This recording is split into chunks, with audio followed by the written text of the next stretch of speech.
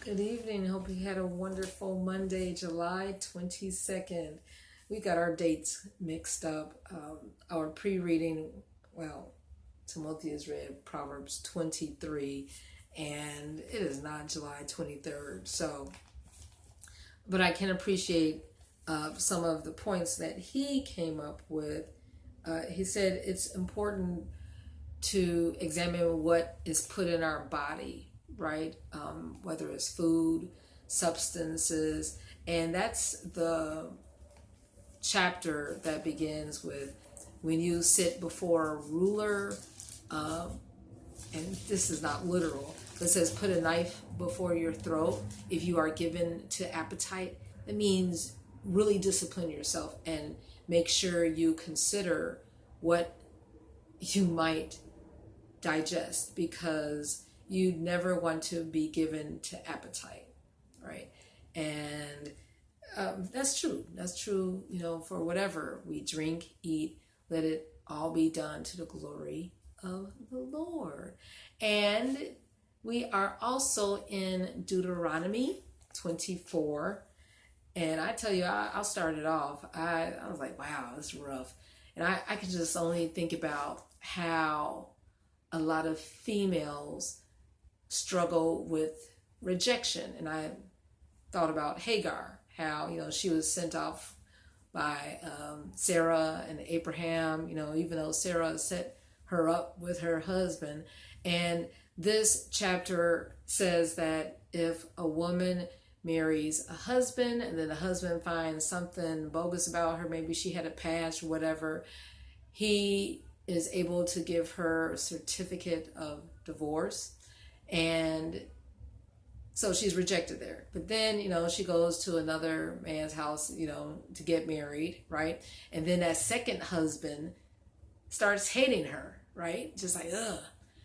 Wow. I mean, so double whammy. And I just think about how many people have gone through that breakup after breakup. And a lot of times I tell my son, when you have that much rejection, you can't wonder why some people go in different directions, because there is so much hurt that they have experienced. Now, I'm not justifying anything as far as people's choices to, go a certain way, but I'm saying that pain and that type of gaping wound affects the thinking and it affects the emotions. Well, anyway, it says that if the second husband, rejects her, gives her a bill of divorce, or if he dies, the first husband can't take her back.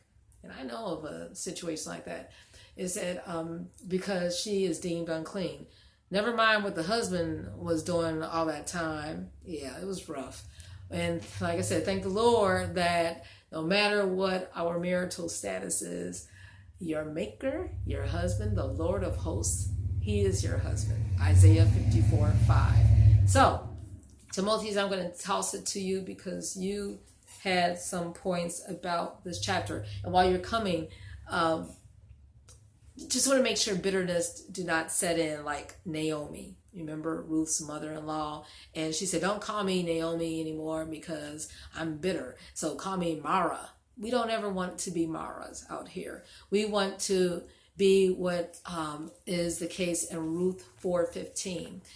And the Lord will be the sustainer and nourisher of your old age and your life. So you have everything to be happy about and joyful, no matter how many rejections you have gone through, because the Lord will carry you. Okay, go ahead, son.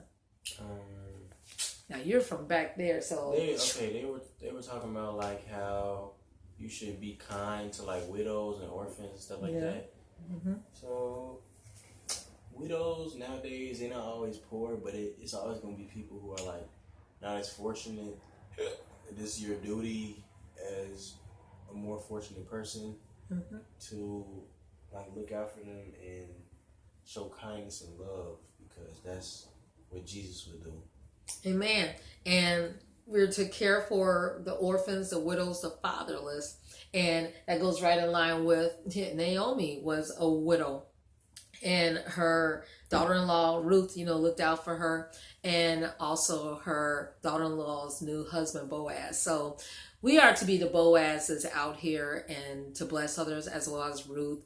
We're to be that role for other people because not everybody has those resources. So let's be a nourisher, a restorer of strength for our fellow friends, family, and those who we come in contact. Have a wonderful evening in the Lord.